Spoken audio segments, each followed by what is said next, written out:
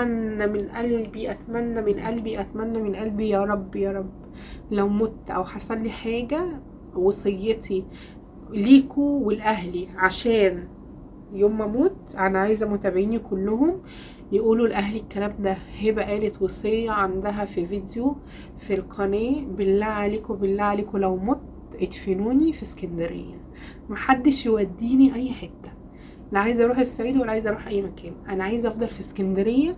احنا ملناش مقابر في اسكندريه، بس اهل بابايا انا ليهم مقابر اللي مدفون فيها جدتي وكده، لكن بابايا اتدفن في حته تانية، فاحنا ملناش مقابر. فبالتالي انا لو ودتوني مكان حتى لو صدقه انا موافقه، ودوني في اي حته بس تبقى في اسكندريه، ما تودونيش اي حته تاني لو سمحتوا.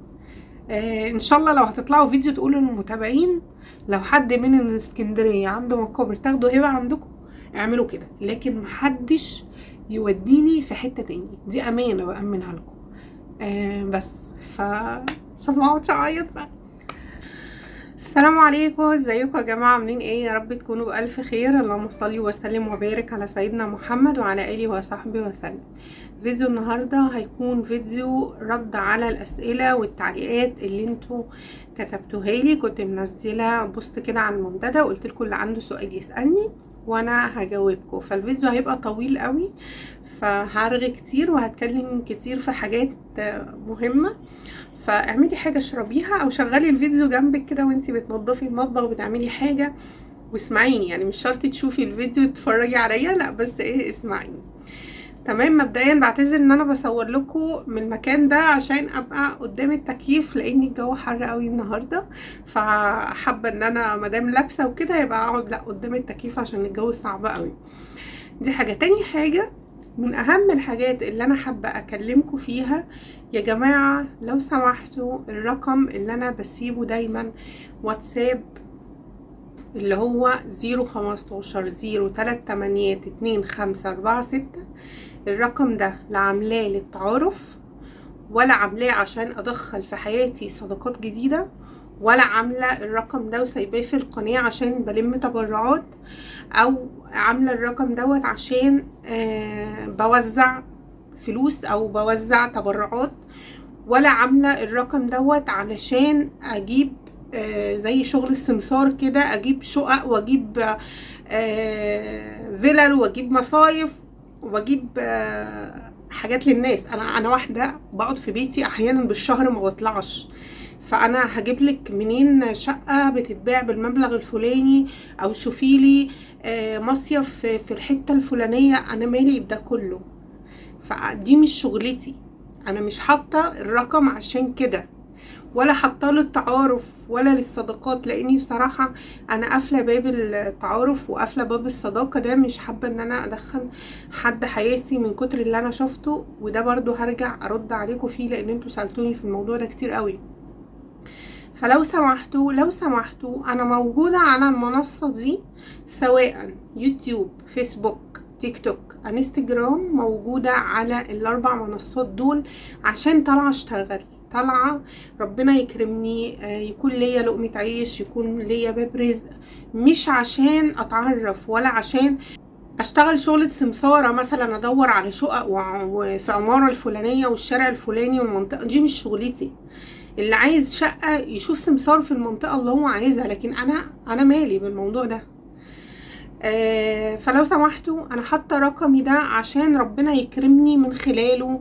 حد عايز يعمل اعلان لقناته عندي، حد عايز ينزل فيديو عن منتدى عندي، طبعا كله بيبقى بمبلغ يعني رمزي، على اساس يعني ايه في قنوات تانية ما شاء الله ربنا يرزق الجميع يا رب. في ناس بتاخد مبالغ في الاعلانات، فانا قلت لا، انا لما باجي اعمل اعلانات بيبقى بالنسبه لي المبلغ رمزي. تمام. فحد عايز يعمل اعلان، حد عايز يصور محل، حد عايز يعمل اي حاجه، اي شغل، يعني انا حاطاه عشان اشتغل مش عشان حاجه من دي. يعني لما حد يخش يقول لي انا عليا قرض ب100,000 جنيه معلش سدديهولي، طيب اسددهولك منين؟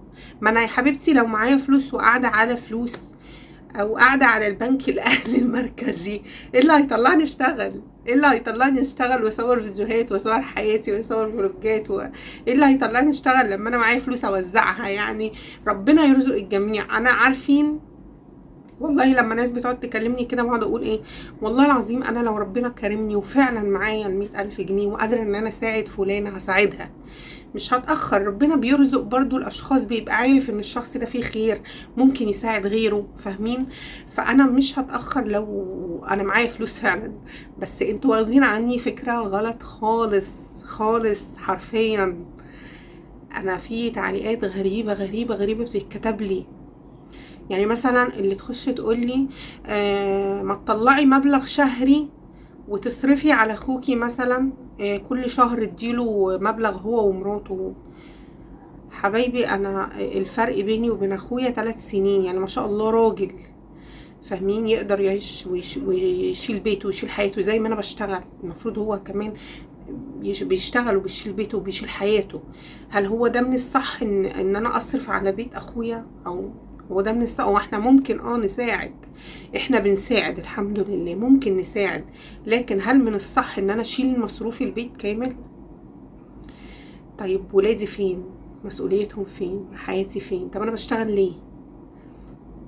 فالواحد لو معاه مش هيتأخر عن اي حد. ليه محسسيني ان انا قاعدة على البنك المركزي وقاعدة على الخزنة؟ والله واحدة كتبت لي ده انت معاكي فلوس كتير، ادي مصروف لمش عارفة مين وادي لمين، وقاعدة تقسم لي بقى التركة كأن انا قاعدة على بنك. عرفتي منين ان انا معايا فلوس كتير؟ بالله عليكي لو معاكي اثبات ان انا معايا فلوس كتير طلعيها لي، يعني طلعي لي اثبات عشان اعرف فين الفلوس الكتير دي. يمكن انا مش شايفاها، عرفيني مكانها عشان انا مش شايفاها والله. واللي تقولي ايه انت رايحه تصيفي وسايبه فلانه وعلانه وبنت مش عارفه مين وبنت بنت مين وعيله مين، ليه ما خدتيش مين ده وده وده وده وده وده وده وده معاكي؟ جماعه انتوا بتخلوا الواحد يطلع يقول كلام هو مش عايز يقوله حرفيا، يعني مش والله ما عارفه اقول ايه، والله ما عارفه اقول ايه. عامه انا لما رحت اليوم الساحل، اليوم ده كان صد رد عشان الناس اللي سالتني بالمناسبه.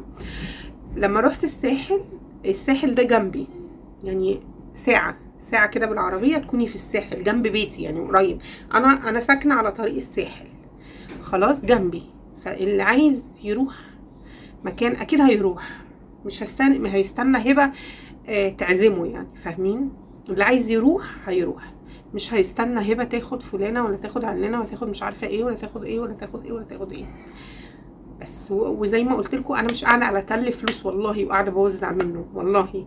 لو قاعده على تل فلوس اقسم بالله ما هطلع اشتغل ولا هطلع في اليوتيوب ولا هعرض حياتي ولا اي حاجه، حرفيا حرفيا. لان انا واصله لفتره كده نفسيه صعبه قوي.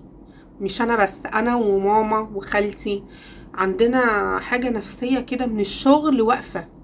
معرفش نفسيتنا من حته الشغل واقفه بشكل مش طبيعي.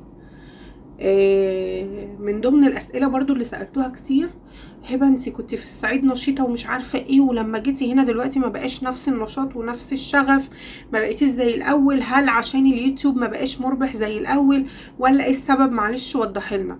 عشان اسباب كتير، اول سبب وتركزوا فيه، انا صحيا ما بقتش زي الاول الحمد لله. يعني لو كنت بشتكي من حاجه واحده دلوقتي بشتكي من 10 حاجات في صحتي، يعني صحيا ما بقتش زي الاول.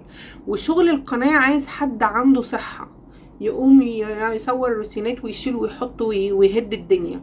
ولو عملت فيديو بسيط ما فيهوش شغل وما فيهوش تعب وما فيهوش مجهود، الاقي اللي كاتبين لي لا ده الفيديو ممل، لا انت الفيديو بسيط، لا انت قناه كبيره ازاي تعملي فيديو بسيط زي ده. محدش بيعذر ولا حد بيرحم غير من رحم ربي، يعني قلية، يعني كمية قليلة من الناس اللي ممكن ترحم يعني الواحد شوية. ما بقيتيش تصوري ولادك ولا تصوري حياتك ولا تصوري مش عارفة ايه زي الاول. ولادي ما شاء الله كبروا، فمش كل الوقت عايزين يتصوروا. الاول كانوا صغيرين مش كل الوقت عايزين يتصوروا. ودي حرية شخصية طبعا، كل واحد حر. دي حاجة. تاني حاجة، لما كنت في بيت صغير بتصوري، انما دلوقتي حققتي حلمك وبقى عندك البيت الكبير وما بتصوريش فيه روتينات زي الاول، لان انا قلت في البداية ان انا صحتي ما بقتش زي الاول، عشان كده بجيب حد يساعدني، بدفع فلوس وبجيب حد يساعدني، لان انا مش قادرة اساعد نفسي بنفسي لوحدي زي ما كنت بعمل الاول كنت بشيل البيت كله واحطه وانضف واعطر في ليله واحده. دلوقتي انا بقوم اعمل اوضه واتعب. والله لو طلعت مشوار، رحت مثلا زي ما شفتوا فيديو الساحل ده، كان يوم صد رد، رحته قعدت بعده 4 ايام عيانه تعبانه، مش قادره اقوم، مش قادره اقوم اكل، مش قادره اقوم اروح الحمام. فاهمين انا وضعي واصل لايه؟ والمشكله ان في ناس والله ما عندها لا قلب ولا رحمه، ومش عارفه ان هم ممكن يبقوا مكاني في اي ثانيه، في اي لحظه. يمكن تصحي من النوم تلاقي عظمك كله تعبك زي كده بالظبط، تقعد تتكلم بقى ايه ده بتجيب لنا طاقه بالله عليكم استنوا بس، والله لازم احكي لكم الحته دي. كنت بالصدفه كده، انا ما بفتحش اليوتيوب بقالي فتره طويله، فبالصدفه كده الفتره اللي تعبانه فيها مش بقدر اقوم مش عارفه ايه، فبفتح التليفون بسلي نفسي على التليفون، فبقى بتفرج على فيديو، لقيت ايه حد بيتكلم يعني ده هبه بتشتكي طول الوقت ان تعبانه ومش عارفه ايه، بتجيب طاقه سلبيه، ممكن انتوا بكره الصبح تبقوا مكاني، خلي بالكم. وواحدة معلقة تحت الفيديو بتقول ايه، والله انا من كتر الطاقة السلبية اللي في قناتها سبت القناة بتاعتها ومبقتش اتفرج عليها، بتجيب لي طاقة سلبية وكل الوقت تقول تعبانة تعبانة، وقالت كلام كتير والله مش فاكراه، بس ده الجزء اللي انا فاكراه يعني من كلامها. الحمد لله يا رب، اللهم لك الحمد ان انت طلعتي من قناتي، الحمد لله بجد، لان انا حرفيا انا مش عايزه حد عندي يكون بالنفسيه دي ولا بالقلب ده ولا بالطريقه دي ولا بالكلام ده ولا بالاسلوب ده. فانا لما شفت تعليقك والله ما زعلتش ان انت قلتي ان انت طلعتي من قناتي، فانا قلت الحمد لله ان حد بالنفسيه دي طلع من قناتي، الحمد لله. ربنا يصلح حالك ويوفقك ويصلح حال الجميع. بس خلي بالكم ان انت ممكن تنامي تقومي زي ما انا نمت قمت كده لقيت نفسي عندي مشاكل وغضاريف ومش عارفه عظم ورباط صليبي ومش عارفه ايه والفقرات فيها ايه ورقبتي فيها ايه وظهري فيه. فانت ممكن تنامي تقومي تلاقي عندك نفس اللي عندي. فلما يحصل كده افتكري ان انت في يوم من الايام اتكلمتي عني وقلتي اصلك دي فيها وفيها وفيها وفيها، بتطلع تشتكي وبتطلع تعمل. صحيح، يعني من قال ان الشكوى لغير الله مذلة، صحيح، بس انا والله ما بشتكي لك لا انتي ولا لغيرك. انا ممكن لما اطلع في فيديو ويقولوا لي ما بتصوريش ليه زي ما اتسالت دلوقتي، ما بقاش عندك طاقه زي زمان، فبقول انا ما عنديش طاقه زي زمان لاني صحتي ما بقتش زي الاول. لكن انا مش طالعه اشتكي لحد مثلا هيتكفل بعلاجي، او حد هيشيل عني الوجع، او حد هيجي يسندني يدخلني مثلا الحمام، ولا حد هيجي يسندني يعمل لي لقمه كلها. لا، انا عارفه ان انا لما بحكي حاجه بحكيها لسبب معين، مش عشان في حد منكم هيجي يشيلني. فاهمين؟ احنا في الاول والاخر دي منصه شاشه انا بطلع اتكلم فيها وانتوا بتسمعوني وخلاص، مش اكتر. لكن انا لما باجي اتكلم على موضوع تعبي بيكون وراه سبب. يعني مثلا غبت كتير ما بصورش، معلش انا كنت تعبانه الفتره ديت عشان كذا وكذا وكذا. طاقتي مش زي الاول، معلش عشان كذا وكذا وكذا. الفيديو مثلا عاملاه فيديو بسيط، اعذروني يا جماعه عشان انا كنت تعبانه، فانا ما قدرتش ان انا اكمل روتين في باقي الفيديو. فانا دايما مش بشتكي عشان حاجه، انا بشتكي عشان اوضح لكم سبب غيابي، سبب تعبي، سبب ان انا ما كملتش الفيديو، اسباب كتير، لكن مش عشان حاجه تانية. وزي ما قلت لما يحصل لك ده كله في يوم من الايام تصحي تلاقي عندك اللي عندي، افتكريني ان انت في يوم من الايام اتكلمتي عليا، لاني داين تو داين زي ما بيقولوا، داين تو داين. ربنا يهدي ويصلح الجميع. المهم ايه، انا كلمتكم في جزء كبير من ضمن الاسئله برضو اللي بتتسال كتير، معلش انا متلخبطه شويه. من ضمن الاسئله اللي بتتسالني كتير جدا سؤال اتسال من اكتر من 20 شخص، بس انا ما نزلتش تعليقاتكم على العام التعليقات انا سايباها مراجعه، يعني انا بس اللي اشوفها، فانا ما نزلتش تعليقاتكم على العام، لان انتوا ذاكرين في التعليقات دي اسماء ناس كتير قوي، مش شخص واحد، لا انتوا ذاكرين اسامي ناس كتير قوي، وانا مش حابه اسامي ناس تنزل عندي ويحصل فتنه، وده يتكلم وده يتكلم وده يتكلم. لا انا هرد على كل اللي انتوا سألتوا عليه، بس بشكل عام، لا هخصص اسم لحد ولا هتكلم عن حد بعينه. خلاص، واللي عايز يفهم كلامي يفهمه، واللي هياخد كلامي على مقاسه بالهنا والشفا. خلاص. ضمن الأسئلة اللي اتسألتها بتقولوا لي يا هبة انتي قطعتي صداقتك ليه مع فلانة وفلانة وفلانة وفلانة؟ زي ما قلت ذاكرين اسامي كتير، لان انا من يوم ما دخلت اليوتيوب كان ليا معارف كتير في اليوتيوب وليا صداقات كتير في اليوتيوب، والحمد لله، اللهم لك الحمد، ربنا عافاني وبعدت، اللهم لك الحمد. وكلهم، كل اللي انتوا ذكرتوا اساميهم انا اللي بعدت، وانا اللي عملت بلوكات، وانا اللي قفلت الباب، وانا اللي ما بقتش عايزة يكون ليا صلة لأي حد، لأي حد. ومحدش بيوصل للمرحلة اللي أنا فيها دلوقتي غير لما يكون خد على دماغه. ليه؟ لأن أنا من الشخصيات اللي لما بصاحب قوي، أحب قوي، واثق قوي، وتلاقيني صاحبتي دي عايزة اديها روحي، وما بيفرقش معايا تصوير، ما بيفرقش، يعني مش عشان صاحبتي مثلا اروح ازورها وهي تعبانه واقول لها يلا نصور، لا، بروح اسال وهم عيانين عادي، ما فيش مشكله، ماليش علاقه بالتصوير، ممكن هادي بيني وبينها ماليش علاقه بالتصوير، بيبقى في حاجات بيني وبينها مالهاش علاقه بالتصوير. فيما بعد بقى لقيت اللي عايزه تصور كل حاجه، واللي عايزه تدخلات بشكل مش طبيعي. بصوا، انا حته الصداقات في حياتي خصوصا في مجال شغلي، لان انا الحمد لله لما لك الحمد ليا صحاب كتير قوي، مفيش حد فيهم عملت معاه رد فعل وبعدت عنه غير الناس اللي هم في شغلي، اللي شغالين في شغلي في نفس مجالي اللي انتوا ذكرتوا اساميهم واللي انتوا تعرفوهم. لكن انا بره شغلي ليا صداقات كتير من ايام الدراسه لحد دلوقتي كويسين مع بعض، والحمد لله متربين وطالعين مع بعض، ليا اصحاب كتير من كل مكان الحمد لله. لكن بتوع مجال شغلي مع الوقت انا اللي بعدت، انا اللي عملت بلوكات، انا اللي مسحت ارقامهم، انا اللي صفيتهم من حياتي. ليه؟ لان انا كنت بتعامل بسماح نية، كنت دايما فاكرة ان كل اللي داخلين حياتي مثلا في مجال شغلي هم داخلين عشان عارفيني كهبة، عايزين يعرفوا هبة، يتصاحبوا على هبة، حابين هبة. لا، مع الوقت بلاقي لا، مش كده خالص، بتبقى النية حاجة تانية والتفكير حاجة تانية، ويخونوكي في حاجات تانية. يعني تبقي قاعدة بتاكلي معاهم عيش وملح الصبح تلاقيهم بيتكلموا عليكي، بيلقحوا في الفيديوهات، تبقي حكي لها مثلا موضوع الصبح تلاقيها بتلقح في الفيديو عن الموضوع اللي انت حكيتي فيه. فانا دايما ببقى رد فعل، انا دايما رد فعل، عمر ما حد من اللي طلع في حياتي كنت انا اساس المشكلة، عمري. كان كل اللي طلعوا من حياتي انا طلعتهم وخدت بعضي كده ومشيت، وقررت ان انا ما يكونش ليا صداقات مع اي حد بسبب طريقتهم، بسبب تعاملهم، بسبب موقف صدر منهم. لكن انا عشان العيش والملح اللي كلته، السنين اللي عشناها، الصداقة، الصحاب، في صحاب كنا قاعدين مع بعض 8 شهور ولا حاجة، وجي بعد كده صدمتني بعد 8 شهور، طلعت لقحت عليا في موضوع كلمتها فيه مش عارفة ايه.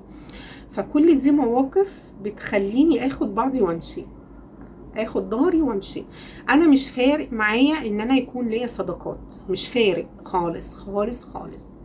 ليه؟ لاني كان في حد كاتب تعليق ايه ده كل ما تتعرف على حد من اصدقائي يبعد عنها. لا، هو العكس صحيح، انا عشان انسانة كويسة ومش بشكر في نفسي عشان حاجة، لا، دوت بيبقى شهادة كل الناس اللي حواليا. فما بحبش ادخل حد في حياتي وخلاص. محبش اصاحب على اي حد وخلاص. اما مع العشرة ومع الوقت، لان انت اكيد مش هتعرفي هبة غير لما تعشريها، فمع العشرة مع الوقت لقيت هبة دي مش مناسبة لحياتي، مش مرتاحة معاها، لا في شغل ولا في قعدة ولا في خروجة ولا في حاجة، فطبيعي هبعد. طبيعي مش هكمل، طبيعي مش هبقى حابة ان انا اخرج مع شخصية خروجها مش حباه، قعدتها مش حباها، طبيعي. فبالتالي انا ببقى رد فعل للمواقف اللي بتحصل معي. فمن موقف لاتنين لتلاتة لاربعة لعشرة، في مواقف بقفل فيها بابي نهائي، وفي مواقف عادي بعديها، بس ما برجعش زي الاول. يعني مثلا لما تكون صاحبة، اقول لكم مثلا جنى، مثلا انا وجنى اتشكلنا مع بعض مثلا عشان صورنا فيديو مع بعض، وجت بعد كده خلاص المشكله حصلت، وجت بعد كده جانا قالت لي ما تزعليش وحقك عليا ومش عارفه ايه، وانا قبلت اعتذارك وخلاص والحمد لله وصالحنا ومفيش مشكله. هل انا هرجع اصور تاني معاها؟ اكيد لا. مش معنى ان هي اعتذرت لي ان انا ارجع اغلط نفس الغلطه تاني. انا لو رجعت غلطت نفس الغلطه تاني يبقى انا انسانه غبيه، لاني لو رجعت صورت تاني الغلطة هتحصل بدل المرة 2 و3 و4 و10. فانا ما بحبش كده. احنا ممكن يكون في ناس بنزعل منهم في حياتنا، بس مع الاعتذار وخلاص الامور اتصلحت تمام، لكن ما معرفش ارجع احطك في المكان اللي انت كنت فيه التاني، خلاص. او على الاقل لو اتصالحنا ما بعرفش اعمل نفس المواقف معاكي تاني. زي ما قلت برضو، اتخانقنا عشان الشغل، خلاص ما نرجعش نشتغل تاني. اتخانقنا مثلا على ايه والله مش عارفه، اتخانقنا مثلا على الطرحه دي، انا بقول امثال، اتخانقنا مثلا، انت اتخانقتي معايا عشان الطرحه دي، فخلاص انا الطرحه دي مش، لو في ايدي وانت عايزاها هسيبها لك، لكن مش هفكر اخدها تاني كده. انا بقول لكم امثال بصراحه، يعني مش عارفه اجمع لكم حاجه معينه، بس انا بقول امثال لاني انا مش حابه اتكلم في حاجه بعينها. انا مش حابه اقول لكم فلانه دي عملت وعملت وعملت وعملت، لان ده عيب وما يصحش.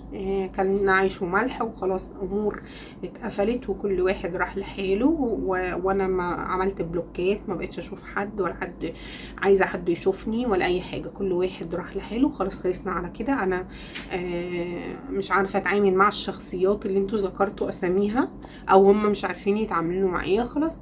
بس هقول لكم حاجه، ما تحسبوش مثلا ان معنى كده ان الاشخاص دول وحشين، لا، ممكن اكون انا اللي وحشه، ممكن اكون انا اللي مش عارفه اتعامل مع كل الناس، او ممكن اكون انا اللي حابه ادخل في حياتي ناس معينه، فالناس المعينه دي ممكن تكون نادره الوجود مثلا، مش موجوده، فاهمين؟ فممكن يكون لعب فيا، الله اعلم. لكن انا لا هطلع في فيديو اغلط حد ولا احكي مشاكل ولا اجيب سيره حد، لاني ده مش طريقتي ولا ده اسلوبي ولا ده حياتي، وربنا يسهل لحال الجميع. انا لو واحده وحشه هتلاقوني لما اليوتيوب كله حواليا ومصاحبه كل الناس ومصاحبه كله، اللي يسوى ولا ما يسواش كله، ما انا مش كويسه بقى، مش فارق معايا. لكن انا شخصيه بيفرق معايا الناس اللي في حياتي، فانا كفايه عليا بيتي وولادي وحياتي، مملكتي دي عندي بالدنيا، مش عايزه حاجه تخشها تاني، مش عايزه حرفيا، خصوصا في مجال شغلي. لكن انا الحمد لله بره الشغل، بره القنوات، ليا صحاب من ايام الدراسه لحد الان، الحمد لله كويسين مع بعض. ليا اصدقاء من جميع الدول، الحمد لله، من السعوديه، من المغرب، من العراق، من قطر، من البحرين، من مصر. طبعا عندي اصحاب من مصر كتير، لكن انا بكلمكم على مجال اليوتيوب نفسه. مجال اليوتيوب مش عايزه اعرف منه حد، الحمد لله. كل اللي اعرفه في اليوتيوب سمر ومنا، يعني في معارف لناس كويسة الحمد لله. بس برضو من اللي انا شفته بقيت احط حدود في حياتي، ما بقيتش اسيب حياتي منفتحة قوي زي ما كنت سايباها الاول، بقيت على قد ما اقدر مختصرة. يعني حتى برضو ناس سألوني على اصدقاء في الصعيد، اخبارك معاهم ايه؟ والله مش عارفة، انا لما سبت الصعيد ورحت اسكندرية اتغيروا معايا، عشان سبت البلد ورحت بلد تانية. لما كم مرة كده اكلمهم واسأل عليهم ما يردوش، بعد ما كانوا بيردوا في نفس اللحظة وفي نفس الوقت ما يردوش، فخلاص بقى عملت بلوكات، مسحت ارقام ناس كتيرة من عندي، صفيت كل الناس اللي كانت منافقة في حياتي. يعني جيت بعد كده، يعني انا بعد كده عرفت ان الصحبة دي صحبة مصلحة، صحبة شغل، صحبة نفاق. واللي تجيب لك مثلا هديه عايزاكي تطلعي تطبلي للهديه بتاعتها ان هي واو جابت لك هديه، كانك مش عندك، مع اني انا بيبقى عندي منها واحده واثنين وثلاثه واربعه وخمسه يعني. فانا لما بتكلم على الهديه عادي بشكل عادي، لا تزعل بتخش، والله العظيم ده حصل. انت ازاي تتكلمي عليا كده؟ لا ده انا احسن واحده فيهم كلهم اللي جايبالك هديه. ايه ده؟ ف... فمع الوقت بدأت أحس إن للأسف والله أنا كنت غلطانة أوي، أنا كنت غلطانة لما صاحبت وقربت الناس من ناس كتير واتعاملت بقلبي، لأن ده على فكرة بيوجع أوي لما انت تتعاملي بقلبك وبصفاء نية مع الناس، وتيجي بعد كده تتصدمي بطريقة الكلام أو المعاملة، فمحدش بيتعب إلا انتي. تقولي ايه ده انا كنت كويسه معاكم، ده انا كنت مش عارفه ايه، ده انا كنت ايه، ده انا كنت ايه، ده انا كنت ايه. فبصراحه انا غلطانه حرفيا. وغلطانه اكتر كمان ان امي كانت دايما تقول لي بلاش دي، بلاش دي، بلاش دي. والله يعدي بعدها بوقت ويطلع كلام امي صح، كلامها صح والله العظيم، كلامها صح في كل اللي شافتهم في حياتي، وقالت لي بلاش دي.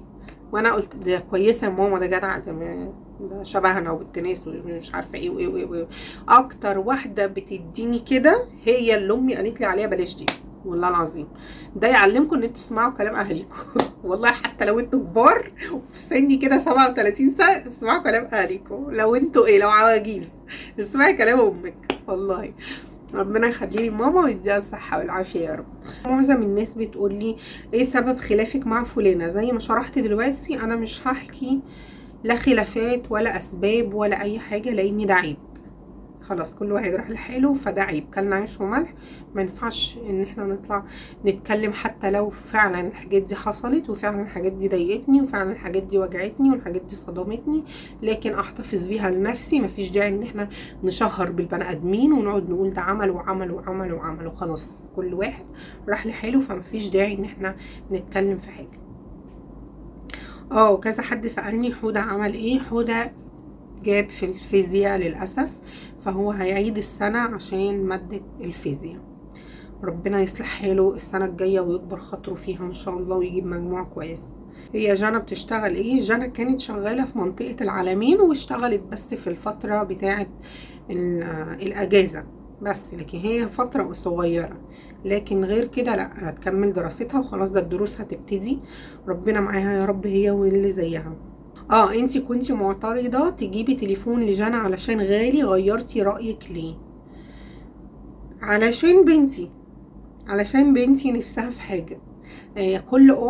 كل ام لما بتلاقي ضناها عايز حاجة معينة نفسه فيها، فبتبصي تلاقي نفسك عايزة تحققي اللي نفسها فيه. وغير كده مش كل حاجة برضو بتتحقق على حسب مقدرتنا. التعليقات اللي اتكتبت، طيب انتي لما جبتي لجانا الايفون اللي نفسها فيه، انتي ليه ما صورتيش فيديو وعملتي ردة فعلها وكده؟ هقول لكم لاني الايفون احنا رحنا جبناه مع بعض، انا معرفش في الايفونات ولا بحبها.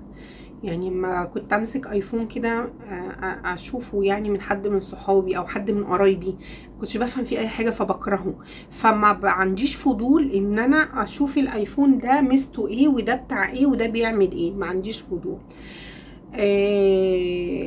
فجانا عارفه هي عايزه ايه، هي عارفه النوع اللي عايزاه، عارفه امكانياته ايه، عارفه مش عارفه ايه. فالطبيعي لما اجي اشتري هقول لها تعالي شوفي انت كنت عايزه ايه، لان انا مش هعرف اجيبه لوحدي. زي ما قلت لكم انا مش عارفه امكانياته ولا عارفه هي عايزه ايه. فالموضوع دوت كان في رمضان، وللامانه انا ما قدرتش اجيبه لها غالي، قصدي بكرتونته جديد بالكرتونه بتاعته، ما قدرتش، لاني بالجديد بالكرتونه بتاعته غالي جدا، فانا ما قدرتش اعمل كده. فكنا شايفين على التيك توك صفحه بتبيع الايفونات كسر زيرو، اللي هو يعني مستعمل بس استعماله نظيف، ما فيهوش مشكله في البطاريه، ما فيهوش مشكله في الشاشه، ما تصلحش قبل كده، فاهمين يعني؟ اللي خده او اشتراه استعمله كام شهر وبعد كده حب يغيره راح باعه خلاص. فجانا بعتت لي الصفحه، قالت لي بصي يا ماما الصفحه دي بتبيع تليفونات ايفونات واسعارها ايه معقوله، غير لما بيكون جديد جايباه بالعلبه بتاعته وتشيلي بقى البتاع بتاعته كده، فاهمين؟ المهم فقلت لها خلاص يا جانا نروح ونبص. فرحت بصيت فلقيت سعره مناسب، يعني سعره يعتبر نص تمنه اللي هو الحقيقي، تمنه بكرتونته. ف فبالصدفة احنا رايحين نسأل المحل ده، لقيت نفسي هو ده اللي انت عايزاه، اللي هو ايفون 13. قالت لي اه حلو، وكانت راضيه بيه، في حاجات اعلى من كده، في 16 ومش عارفه في 17 في ارقام اعلى واغلى، بس هي اختارت اقلهم. اللي كان موجود في المحل تقريبا هو ال 13، وكان اقلهم سعر. كان في منه 13 واحد تاني بالكرتونه بتاعته، بس الفرق ما بين ده وما بين ده 8000 جنيه. هي رضيت وخدت الاقل اللي هو ال 13. قالت لي خلاص انا عجبني ده وبقيت فرحانه بيه قوي، فدفعت الفلوس، حتى كنت رايحه معيش فلوس، فكان معايا المبلغ على الفيزا. قلت له انت بتاخد فيزا؟ راح قال لي اه، راح حط الفيزا وخد المبلغ وخدنا التليفون واحنا ماشيين. بس فانا ما صورتش رد فعلي، لان هو الموقف جه كله كده، هو نصيبها، الموقف كله جه كده. بس ففرحت بيه، بقت طول الوقت بقى ماشيه مبسوطه بيه، وكنت مبسوطه ان انا دخلت الفرحه عليها، حتى لو ما جبتلهاش يعني الايفون جديد بكرتونته، بس على الاقل عملت اللي انا قدرت اعمله. انا بتعامل مع ولادي كلهم كده، مش محرومين من حاجه الحمد لله، اللهم لك الحمد. يعني اي حد بيقعد مع ولادي بيقولوا لي ما شاء الله ولادك شبعانين. حتى لو رحت انا وهم، لما بصور لكم في فلوجات، بروح مثلا هايبر، بروح اماكن كبيره، مطاعم، بتلاقي ولادي قاعدين ياكلوا باحترام، ما بيخطفوش في الحاجه، ماشيين بأدب. فالحمد لله مربيتهم على الرضا. اي نعم احنا مش حارمينهم من كل حاجه، بس طلباتهم بنقدر نجيب اللي احنا نقدر عليه. مش شرط نجيب الحاجة جديدة قوي، بس ممكن نجيبها مستعملة، وفي نفس الوقت ما حرمتهمش كده يعني. فربنا قدرنا على تربيتهم، امين يا رب العالمين. بصوا سؤال بتقول لي ايه، ان انا في يوم من الايام سافرت مطروح انا وجوزي وعيالي وخالتي وامي، فكنت راجعه من الموقف ده عماله اعيط وكنت مقرره ان انا اخس، عشان حصل لي موقف ضايقني، وامي كانت بتقول لي ان الموقف عادي وموقف كوميدي المفروض ما تزعليش منه وانتي انجرحتي وكده، بس انا عايزه اعرف ايه الموقف ده.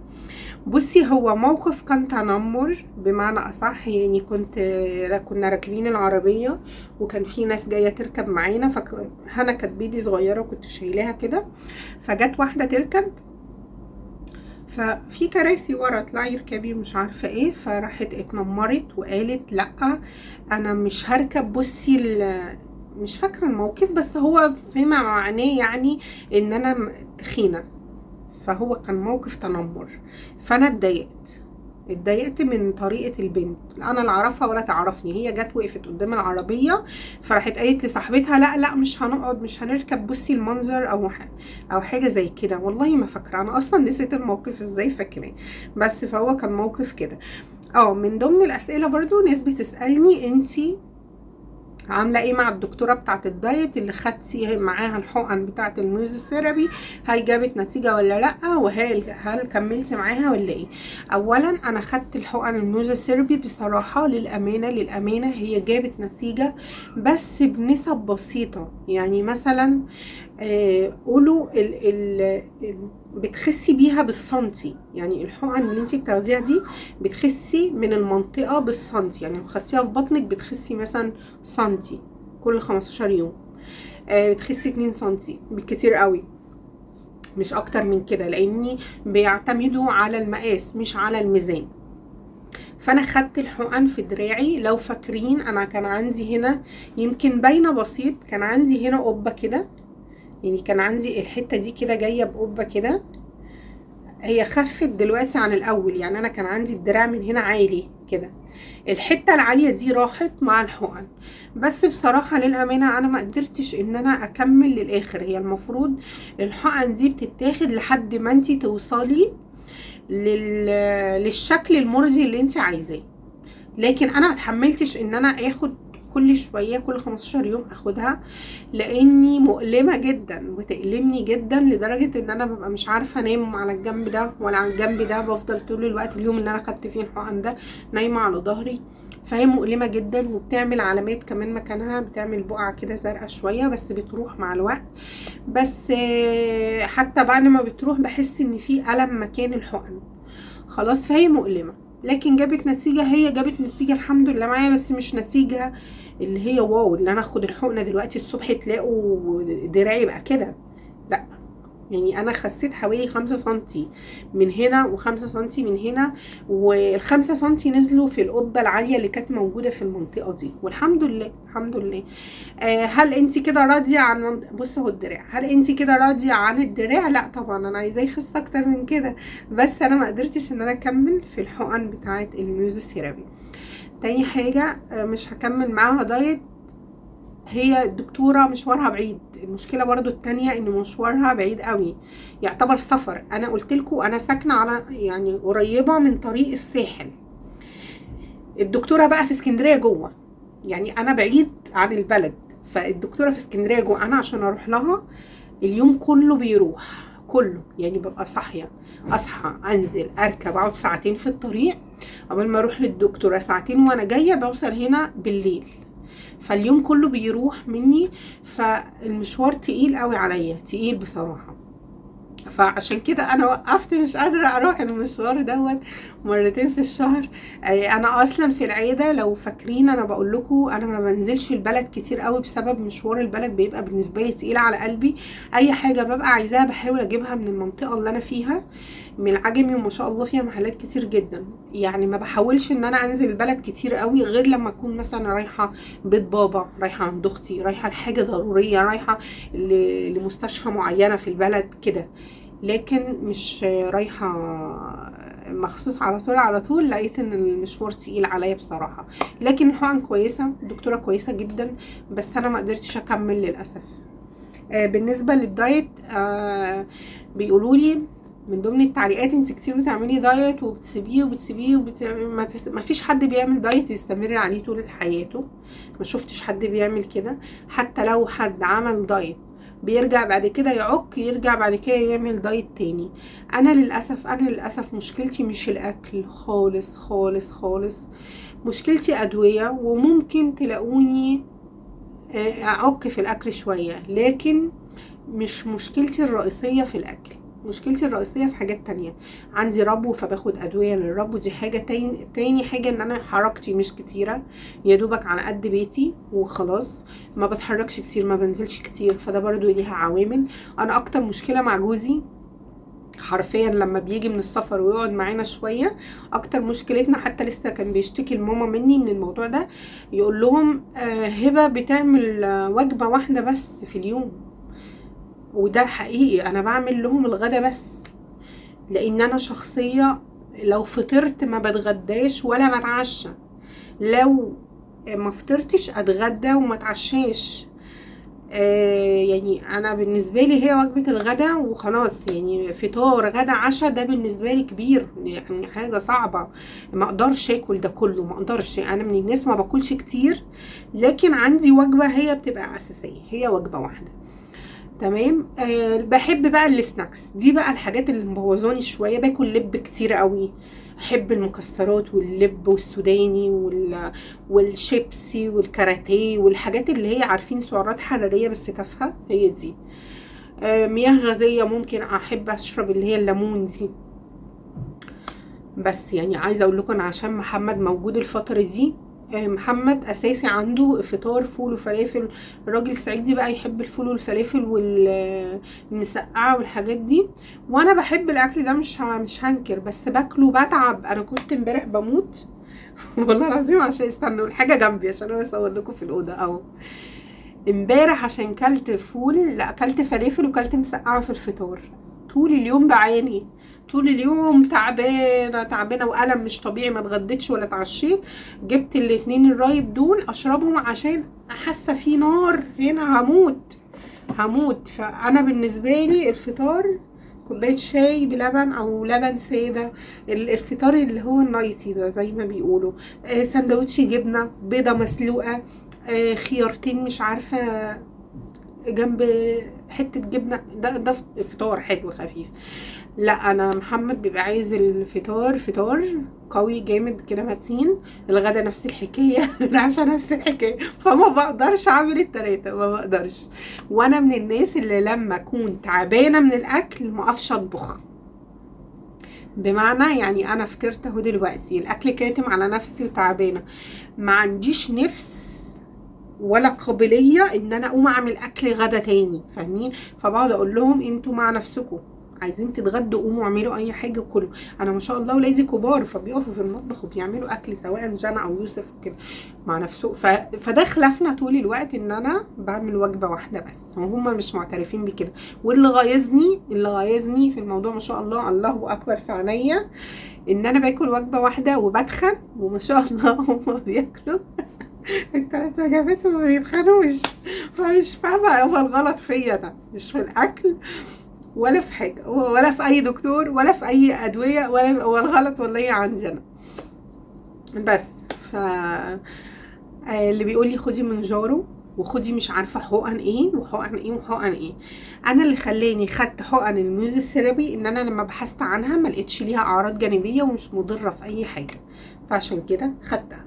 لكن انا واحده والله العظيم والله المسكن بتاع الصداع البنادول بخاف اخده، انا بكره الادويه، بخاف منها بشكل مش طبيعي جدا جدا جدا جدا.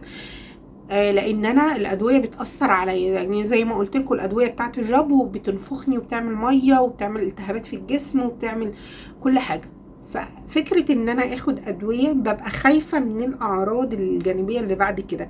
الناس اللي بتاخد ادويه والادويه بتضرهم هيبقوا فاهمين قصدي، اما بتاخدي دواء والدواء بيضرك بتخافي ان انت تاخدي حاجه تانية. فانا بخاف من موضوع المونجارو لان انا بحثت عنه لقيت بيقول ان ممكن يعمل شلل نصفي او شلل في الامعاء او في المعده، بيعمل اعراض وحشه. فانا بختي عارفاه، يعني انا عارفه ما شاء الله بختي حلو يعني. فهتلاقي مثلا عمليه التكميم 90% ناجحه مع الناس، ممكن انا ال10% اللي هتبوظ معايا، والله انا عارفه حالي. الحقن اللي انت بتقولي عليها دي ناجحه 90% مع الناس، انا ال10% هتبوظ معايا، فاهمين؟ فانا عارفه نفسي، انا عارفه نفسي ان انا ممكن اخد حاجه فتضرني. الاعراض الجانبيه ممكن تصيبنا أنا، مش هتصيب الناس اللي خدوها، ممكن تصيبنا انا. انا دماغي كده وتفكيري كده. فانا خايفه من موضوع حقن، خايفه من موضوع شفط، لان انا سالت دكتور عن موضوع الدراعات ده، قلت له انا جسمي عاجبني مش وحش، انا كجسم لا تخينه من هنا ولا من هنا ولا من هنا ولا من هنا، الحمد لله كجسم عاجبني، لكن الدراعات هي اللي مش عاجباني. زي ما انتم شايفين العبايه دي واسعه جدا من الجناب وواسعه من تحت وبجرجر، لكن ماسكه من عند دراعاتي، هي دي مشكلتي حتى في اللبس. فسالت الدكتور ان هو يعمل لي شفط وكده، قال في شفط بس المشكله هيبقى فيه جراحه، لان لما يعمل شفط هيقص بقى ايه الحاجات الزايده وهيبقى فيه ايه خط كده جراحه. فصرفت نظر لما لقيت الموضوع فيه عمليه بقى واوضه عمليات وكده، ده انا بولد بصعوبه يعني مش هينفع كده اخش عمليات تاني، لا بخاف.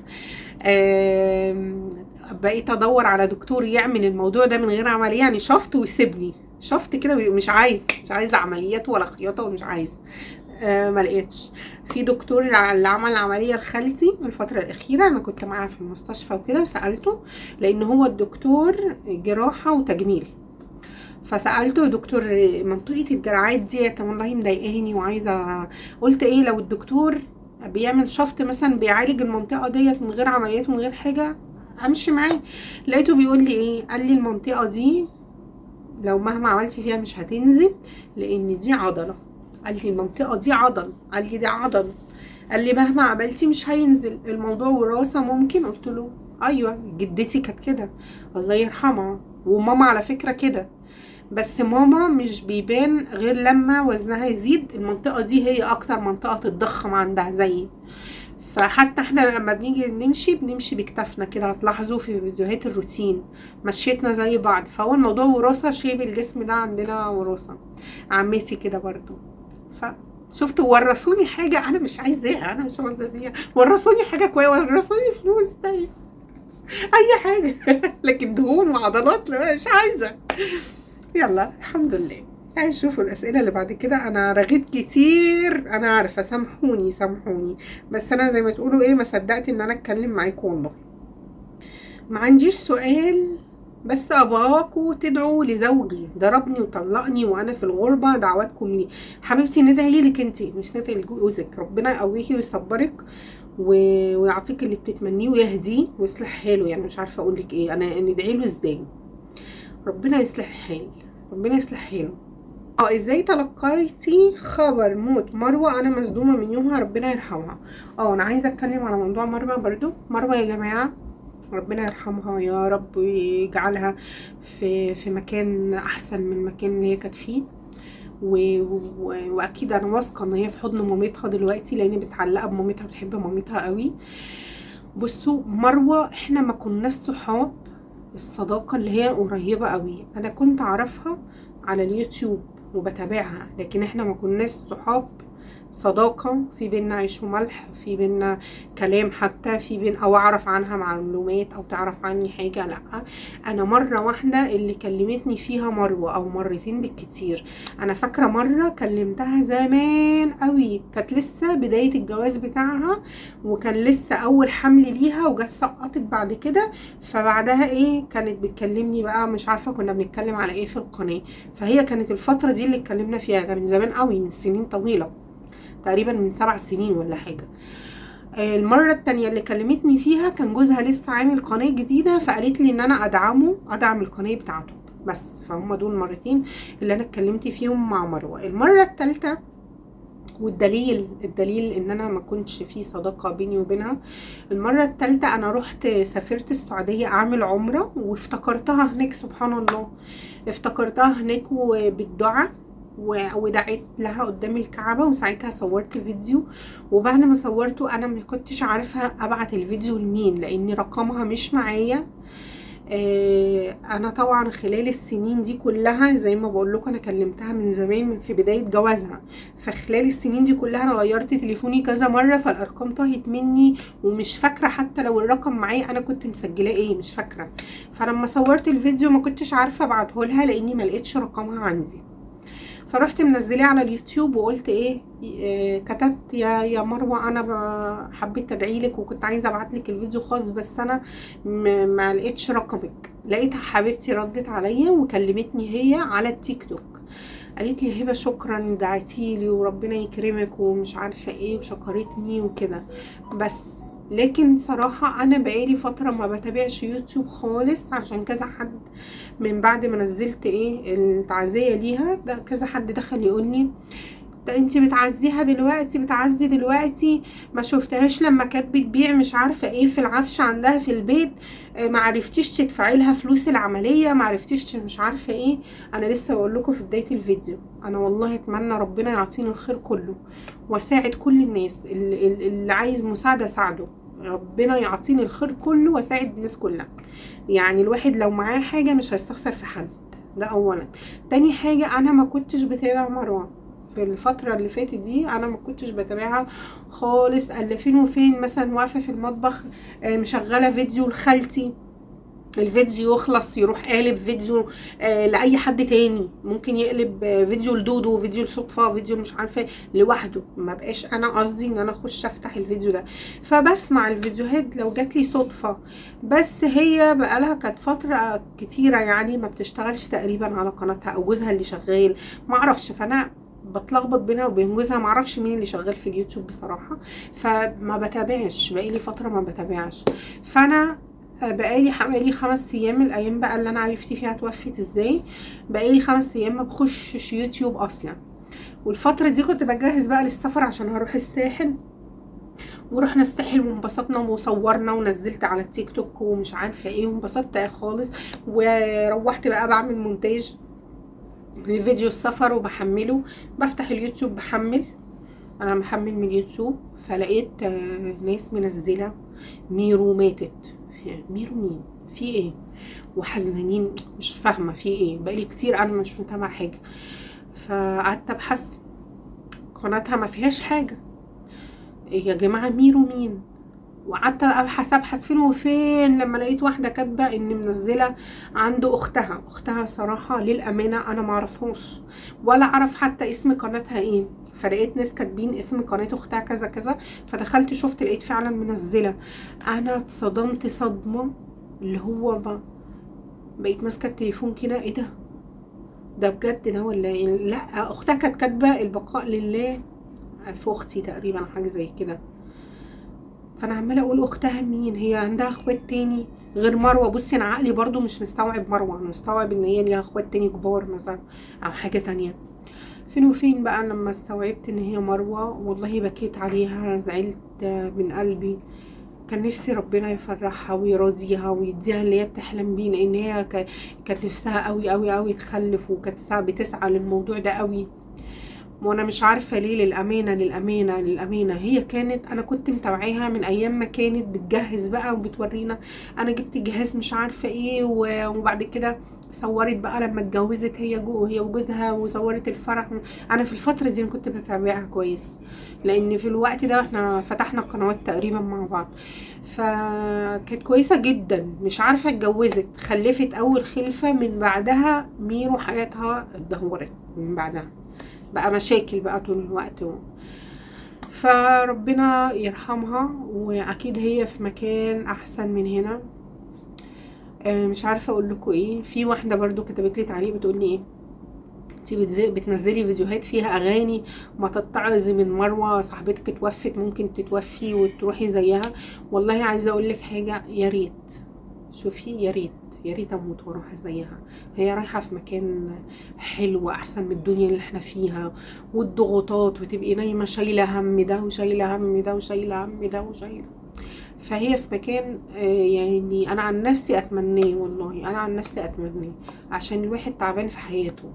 والله الله اعلم، تلاقيني مثلا بنزل فيديو عليه اغنية، عليه حاجة، فيديو يبان ان انا مبسوطة والناس فاكراني مبسوطة فعلا، بس محدش يعرف انا حياتي ايه، انا فيا ايه، محدش يعرف. بس اللي اقدر اقوله هي في مكان احسن من اللي احنا فيه، والله ربنا يرحمها. و... وهي السابقة واحنا اللاحقون ان شاء الله، ان شاء الله، وربنا يهدينا جميعا يا رب. من ضمن برضو التعليقات، في بنوته قالت لي هبه نزلي ستوريات على الانستجرام شاركينا يومك، بدل ما بتنزلي فيديو كده صغير يعني زي اللي انا عاملاه على التيك توك يعني وكده. فعينيا حاضر، هحاول والله. انا مش شاطره قوي في فيديوهات الانستجرام والتيك توك وكده، بس بحاول اشتغل عليهم عشان لعل وعسى يفتحوا لي باب رزق تاني غير اليوتيوب، لان اليوتيوب لوحده لا يعتمد عليه. وما شاء الله ما شاء الله، معظم الناس اللي شغاله دلوقتي بيبقوا شغالين اعلانات مثلا على الانستجرام، التيك توك كده. فانا اتمنى برضو ان دخلي يتحسن، الواحد بيسعى لاي حاجه، فربنا يسعى لرزقنا كلنا، امين يا رب العالمين. فهحاول اتعلم الانستجرام ده بيشتغل ازاي، واحاول اشغله والله. بصوا في تعليق اهو هرد عليه، بس هو طويل قوي، بس انا هحاول اختصره. فيما معناه بتقولي ان انتي شخصيه راضيه، كنت عايشه في شقه الصعيد كانت صغيره وضيقه عليكم، كنت عايشه ومبسوطه، ودلوقتي كبرتي شقتك ونقلتي ومحسنش في تغيير ان انتي اتكبرتي، بالعكس ان انا راضيه يعني وصابره بكل الاحوال، وربنا يفرحك. عليكي بصراحه اتعلمت منك الصبر، الله يكرمك يا رب يا رب. انا حاولت اختصر كلامك ما قريتوش كله لان كتير طويل، وانا عايزه الفيديو ما يطولش. الله يكرمك ويسعد قلبك يا رب. والله الانسان مش بالمكان، يعني انا كانسان بتعامل مع الناس مش بمكاني، كبير واسع ضيق، فرش احسن فرش ولا مش احسن فرش، مش المفروض نتعامل عادي زي ما ربنا خلقنا، احنا هنتكبر ليه على بعضنا؟ مش بالمكان. هو اي نعم معاكي حق ان في ناس بتبقى عايشه في مكان تقعد تحط رجل على رجل، ده انا ابويا مش عارفه مين وامي مين ومعانا فلوس ايه وفي البنك ايه، وانا قعدتي المفضله كده احط رجلي في وش الناس وانا. ففي ناس كده انا عارفه، بس لا انا مش كده، انا الحمد لله. انا من الناس ان انا حتى لما جيت اتجوزت، عشان السؤال ده اتسالت اتعرفتي على جوزك ازاي وكده، هجاوبكم دلوقتي نجاوب السؤالين مع بعض. اتعرفت على جوزي ازاي؟ جوزي اصلا من بني مزار، اهل امي اهل باباها من بني مزار، فهي كانت بتروح تزورهم وبتاخدني معاها وانا صغيره، وكنت بسافر انا واخواتي وكده معاها. فمحمد ده شافني لان هو كان صاحب خالي اللي هو في الصعيد، فشافني اتكلم مع خالي، ومن هنا خالي كلمني ايه رأيك مش عارفة ايه، لان خالي قال له هبة من اسكندرية، فاحتمال ما ترضوش تيجي تعيش هنا في الصعيد، لاني اللي متعودين على عيشة مكان معين مش ممكن يقدروا يعيشوا في اماكن ريفية. في ناس ما تقدرش صراحة، انا مش بكلمكم عليا، بس انا بقول في ناس ما تقدرش. يعني مثلا مش هتجيبي واحدة من مدينتي تروحي تعيشيها في مكان في ارض وغيط وبقر وجاموس وتقولي لها روحي احلبي الجاموسه، اكيد مش هتعرف او مش هترضى. فاهمين؟ فخلاني اول حاجه قالوا له احنا نشوف هبه الاول، ممكن ما ترضاش ان هي تيجي تعيش في البلد. فلما جم كلموني انا قلت عادي مفيش مشكله، ولقينا الشخص محترم كويس مؤدب محمد قوي، واهله متربيين مع اهل، يعني هما البيت جنب البيت فمتربيين مع بعض، عارفين عنهم كل حاجه، مش لسه هنسال، فاهمين عارفين يعني. وخلاني طبعا عارفين باباه وعيلته وناس كويسه جدا ومحترمين وفي حالهم. بس فجي لما خالي كلمني قلت لا عادي مفيش مشكله، ما دام الشخص مؤدب ومحترم خلاص. فبعد كده عزمونا عندهم في البيت عشان نشوف الشقه اللي المفروض اتجوز فيها. هي ما كانتش شقه مقفوله، كان بيت عيله، واوضه كده واوضه كده، ما بينهم الطرقه وبتاعه السلم اللي بيطلع على السطح وبينزل لتحت، الحمام على السلم والحوض مش عارفه ايه. فروحت بقى ورحت مع ماما وكان مع خالي تقريبا، ورحنا شفنا المكان. فجي بعد كده محمد قال لي انتي ندمانه يعني البيت عاجبك ولا ايه؟ وان شاء الله ربنا هيكرمنا وهنغير بعد كده، هنشتري مكان اوسع، بس هو ده ايه في البدايه. وبصراحه لقيته محترم جدا، وانا من الناس ما بيفرقش معايا المكان، وانا شخصيه متعايشه، بمعنى يعني لو خدتيني من قصر وقعدتيني في صحراء هتلاقيني قاعده في الصحراء ماسكه الرمله بشكل بيها بيت، بشكل بيها حاجه اقعد فيها، بشكل فيه. فاهمين يعني؟ انا في اي مكان انا اللي بفرض نفسي على المكان ان انا هيئه يريحني. فقلت لا عادي مفيش مشكله الحمد لله يعني. وغير كده احنا حياتنا بسيطه، يعني احنا مش مولودين في بقنا معلقه، لا الحمد لله احنا حياتنا بسيطه. ف واحده واحده اتجوزت بقى في البيت ده سنتين، واحده واحده ربنا كرمني وكرم جوزي يعني، واشتروا بيت تاني فعلا زي ما كان وعدني. اشتروا بيت تاني اللي هو اللي انا بدأت فيه تصوير على اليوتيوب، البيت اللي انا بصور لكم فيه دايما لما بسافر هناك، هو ده البيت اللي اشتروه بعد جوازي بسنتين. بقى كنت خلفت جنى وخلفت يوسف بقى في الشقه اللي انا صورت لكم فيها. بس فده كانت بداية التعارف، والحمد لله ربنا يخلينا لبعض يا رب. من التعليقات برضو كام تعليق قال لي خلي بالك من القطط هيخربشوا لك البيت ويبوظوا لك القماش وكده. بصوا هم لحد دلوقتي لا ما وصلوش للقماش، بس انا مهتميه بالموضوع. جايبه لهم قصافه بقصقص لهم ضوافرهم على طول، جايبه لهم العاب للخربشه. في العاب هتلاقوها على امازون عباره عن كرتون مضغوط كده بيبقى عامل شبه السرير، هي بتقعد عليه وبتخربش، فانا جايبه لها حاجات تخربش فيها. فهم لحد دلوقتي بصراحه ما لعبوش في الخشب في اللهم صل على النبي في القماش. اتكلمي عن تجهيز العرايس المبالغ فيها في العفش وخصوصا الاب والام. ماشي. بصوا هو الموضوع ده عايز فيديو تاني طويل، بس كل اللي انا اقدر اقوله لكم هو عندنا في مصر موضوع جهاز العروسه والعريس ده بيقسموا كل حاجه مع بعض. يعني يتفقوا العروسه تجيب ايه والعريس يجيبوا ايه، وبيجيبوا كميه حاجات، وتلاقي العروسه جايبه العفش بقى اسمه ايه الفرش 100,000 فوطه و100,000 مش عارفه ايه و100,000 ايه و100,000 ايه. انا عايزه اقول لكم، انا لما جيت اتجوزت ما جبتش انا الالافات دي كلها بصراحه. جبنا، بس جبنا في المعقول، مش حاجات كتير، وكمان عشان المكان اللي انا اتجوزت فيه ما كانش كبير قوي، فاحنا جبنا على قد المكان الموجود.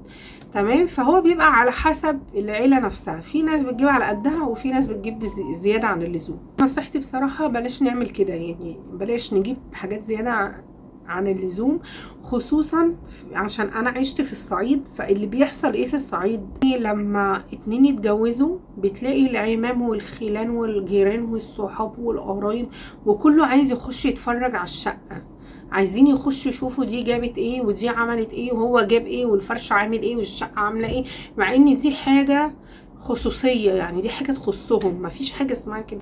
بس للأسف في أماكن بيعملوا كده، لازم العيلتين يخشوا يتفرجوا الشقة فيها ايه وجابوا ايه وعملوا ايه وفرشوا ايه.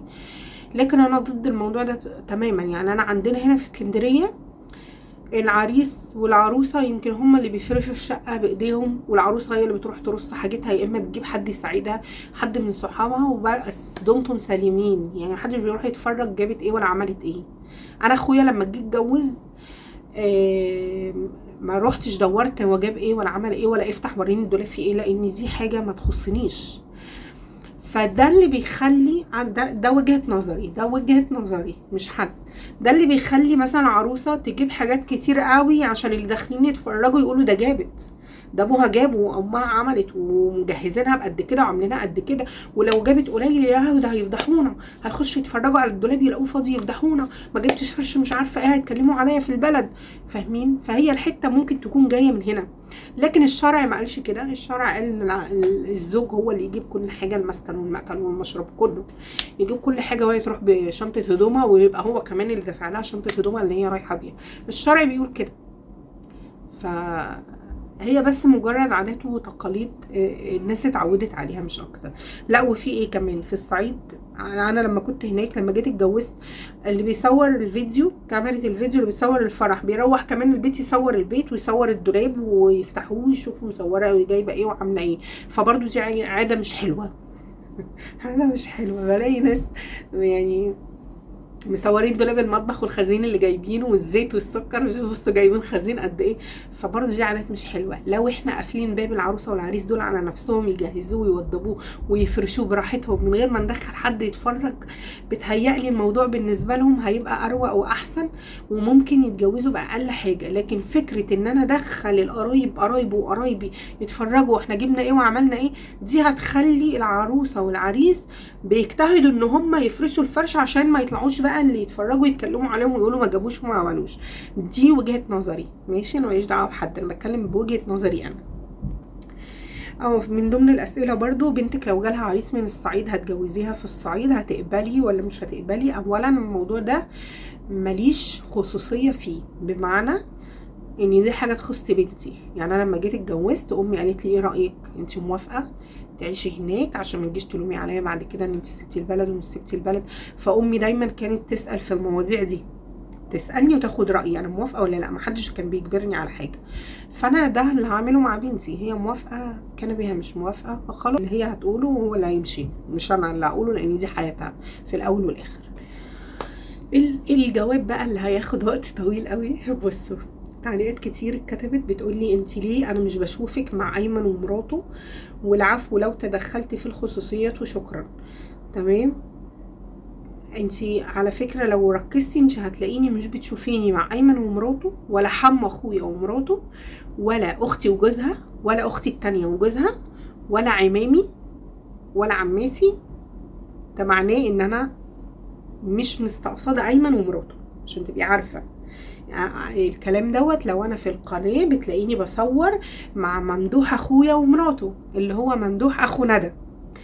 لو انتي لقيتيني بقى بصور مع ممدوح اخويا ومراته، وبصور مع ندى مثلا في بيتها وهي وجوزها، وبروح لاختي دنيا البلد اللي هي متجوزه فيها في الارياف بصور في بيتها هي وجوزها، ولا بتلاقيني مثلا بصور مع عمي ومراته وفي بيته، او عماتي. انا عندي كذا عمه الحمد لله معروفين في اسكندريه، فبروح اصور مثلا مع عماتي وولاد عماتي، او بنزل مثلا اصور مع ناس معينه. لكن انت ليه خصصتي ايمن ومراته؟ ما انا عندي اخوات كتير ومتجوزين الحمد لله، لكن انا ما عنديش حته ان انا اطلع من بيتي اروح لبيت واروح لبيت ده والبيت، ما عنديش الحته دي، ما بحبهاش ولا بحبها في البني ادمين. الناس اللي تقعد تنط من ده لده لده، ده قريبي لازم اروح له النهارده بقى اتغدى معاه من غير ما اتصل ومن غير ما اخد ميعاد بقى ومن غير ما يكونوا هم عازميني، اروح كده ببرود لا ما احبش كده. انا حد عازمني لبيته، شايفه كمان انا قادره اروح بروح، مش قادره خلاص بعتذر. يعني مش شرط كمان عشان عازميني اروح، تعبانه مش قادره اروح بعتذر، لكن مش شرط ان انا ابقى من بيت ده البيت ده البيت ده البيت ده البيت ده، دي حاجه مش كويسه. انا دلوقتي ولادي ما شاء الله بقى معايا 4 ولاد وكبروا وعندهم مسؤوليات، انا لوحدي يعني طول الوقت جوزي بيبقى مسافر، انا لوحدي ساعات انا بقعد اعيط عشان مش قادره ان انا اشيل المسؤوليه لوحدي. بيجي عليا اوقات اقسم بالله ده بيحصل، بيجي عليا اوقات هنا بتاعي بيبقى في مدرس جاي البيت في الوقت اللي انا عايزه اروح اوديها للدكتور، شوفي لدرجه ايه، وفي نفس الوقت جانا عندها درس في حته معينه مش هينفع تروح لوحدها، فانا عايزه اقسم نفسي ان انا اروح اودي جانا واروح اودي اللي عايزه تروح للدكتور واقعد للمستر اللي جاي لابني. فبيجي عليا اوقات انا بقعد اعيط من كتر ما انا عايزه اقسم نفسي كذا قسم كده عشان ارضي الجميع. فانا ما عنديش اوبشن زياده ان انا اروح لبيت ده والبيت ده والبيت ده والبيت ده والبيت ده، ما عنديش الاوبشن ده خالص. من ضمن الاسباب برضو، من ضمن التعليقات اللي اتكتبت ليه ما بتروحيش عند مامتك كتير، حساكوا ان انتوا مش قريبين لبعض ومامتك قاسيه عليكي قوي والتعامل بتعاملك بطريقه قاسيه قوي، مش زي ايمن او مش زي اخواتك. وخالتك وامك بحسها قريبه من خالتك اكتر ما هي قريبه منك، مع ان المفروض العكس صحيح. وليه مش بتصوروا مع بعض وليه ما بيبقاش فيه تجمعات كتير مع بعض؟ ده برضه تعليق بقول لك ده صعب قوي التعليق ده. لسه بقول لك دلوقتي انا يومي ما بيكفينيش، فبالتالي ما بروحش من هنا لهنا لهنا لهنا لبيوت حد. دي حاجه. تاني حاجه، هما مش حد، هما اهلي، عشان انتوا ممكن تفهموني غلط، هما مش حد، هما اهلي. بس انا عايزه اقول لكم، انا لما جيت سبت الصعيد بقى يقولوا الناس هناك بقى يقولوا ايه، وعرفت الكلام ده بعدين، ده كانت عايزه تسافر عشان تقعد جنب امها.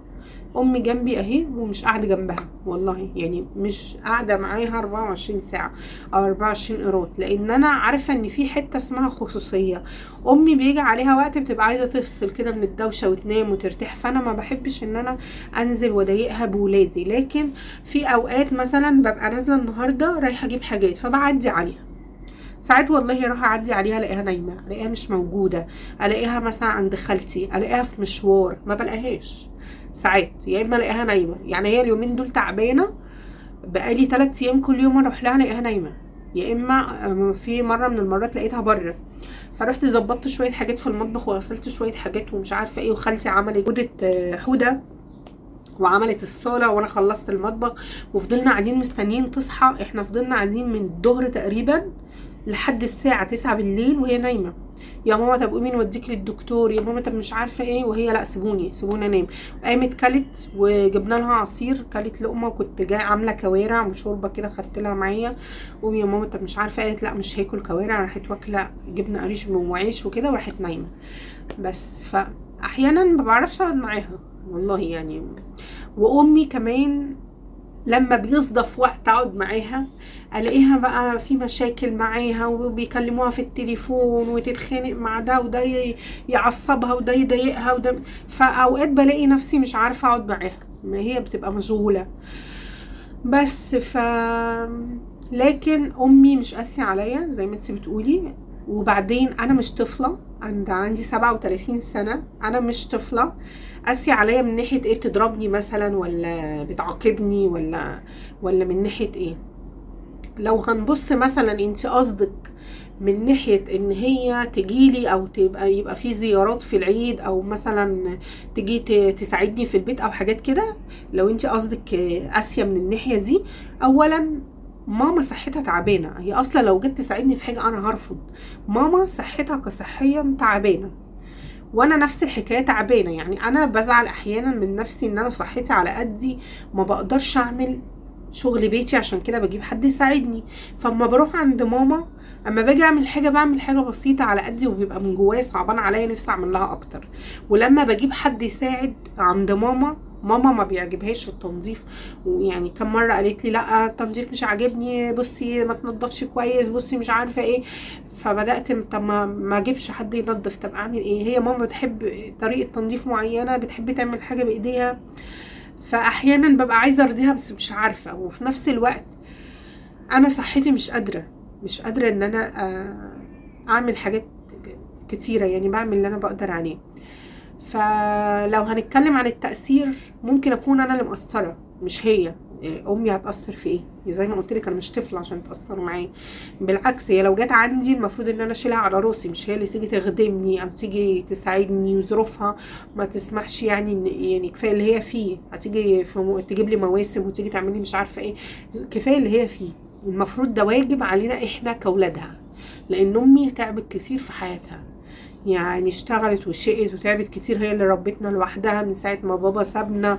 فشوفنا ايام عذاب الحمد لله، بس هي كانت واقفة في ظهرنا لحد ما كل واحد بقى ليه بيته ليه حياته. المفروض احنا بقى بعد ما وصلنا لهنا نشوف بيتنا ونشوف حياتنا ونشوف مسؤوليتنا، ما نحطش عبء عليها. يعني كفاية ان هي وصلتنا لهنا، نشوف احنا بقى نشق طريقنا ونشوف حياتنا ونشتغل ونسعى ونشوف دنيتنا ونشيل بيتنا ونشيل مسؤوليتنا ونشيل حياتنا، مش احنا اللي نحط عليها المفروض. فهي ليه انت تحسبيها ان هي قاسية معايا او طريقتها مش عارفة ايه؟ يعني هشتكني يعني ولا ايه؟ مش فاهمة. فما تحسبيهاش كده، لان زي ما قلت لك المفروض احنا واجب علينا احنا اللي نشيلها، مش هي اللي تشيلنا. بس في الاول والاخر زي ما قلت لك، انا عن نفسي اعمل كل حاجه لامي، نفسي اعمل، بس صحتي مش سامحالي، ظروفي الماديه برضو مش سامحالي. يعني في ناس تقعد تقول لي ايه، هاتي لامك وهاتي وهاتي وهاتي. انا الحمد لله لما كانت قناتي في البدايه كويسه وكنا بنقبض بالدولار وارباحي كانت كويسه ومشاهداتي، كنت اعمل الفيديو يعدي ال100,000. فلما الفيديو يعدي ال100,000 ده كده حلو، كده كملت $100 من الفيديو. لما يعدي ال100,000 الحمد لله، وعيالي كانوا صغيرين، كان مصاريفهم بسيطة، أمنياتهم بسيطة، دروسهم بسيطة، ما كانوش بقى في دلوقتي في ثانوي عام ومش عارفة في ايه ومصاريفه، ما كانوش كده. فكنت بقدر اهادي. يعني في يوم من الايام جبت لامي غسالة اطباق، اللي كنت اقدر عليه اعمله، جبت لها قلاية، جبت لها مش عارفة ايه، جبت لها ايه. دي حاجات الواحد ما يتكلمش فيها، بس انا قصدي اقوله ان انا في يوم لما كان معايا الفلوس بالزيادة ما بخلتش على حد خالص من اهلي. ايمن لما اتجوز جبت له ساعتها شاشة هدية. وما ينفعش صراحة ان انا اقول الكلام ده، عيب. فامي ما كنتش بأثر معاها، اللي كنت بقدر اجيبه من اخواتي، اللي كنت اقدر اجيبه مرات بابا برضو نفس الحكايه.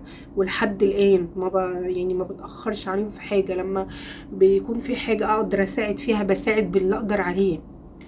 فانا ما بأثرش مع حد، لما بيكون ربنا عطيني والله ما ببخل على اي حد خالص، لا قريب ولا غريب ولا حاجه. لكن احيانا بيجي عليه الانسان الوقت ما بيدي حيله. يعني انا ما شاء الله ولادي دلوقتي كبروا، ولادي كل ما بيكبروا كل ما الضغط بيكبر معاهم وبيزيد معاهم. والله العظيم انا فاكره وهم صغيرين وانا شايله انس كده بيبي وبرضعه، عماله اقول يا رب. امي كانت قاعده قدامي، فاكره الموقف ده كانه امبارح، امي قاعده قدامي وانا عماله اعيط بقى، لان انا موضوع الرضاعه ده بيتعبني قوي، وبقعد بقى دم وفاهمين يعني موضوع صعب، دم واروح لدكاتره ويدوني مرطبات وحاجات. فكنت قاعده اعيط بالدموع وقاعده اقول لامي امتى يكبروا ويشيلوا مسؤوليه نفسهم، يلبسوا نفسهم، يغيروا نفسهم، ياكلوا نفسهم، ما اقعدش ارضع واغير واشطف واكل.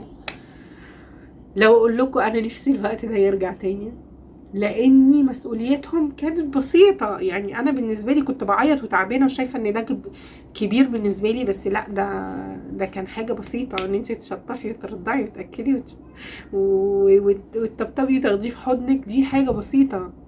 لكن دلوقتي العيال كبرت، مش قادره مش قادره تلميهم في حضنك زي ما كنت بتعملي زمان، ومش متحكمه فيهم زي ما كنت متحكمه زمان. يعني زمان كان العيل يغلط بس حبيبي اقعد هنا، مفيش طلوع بره مطلعش.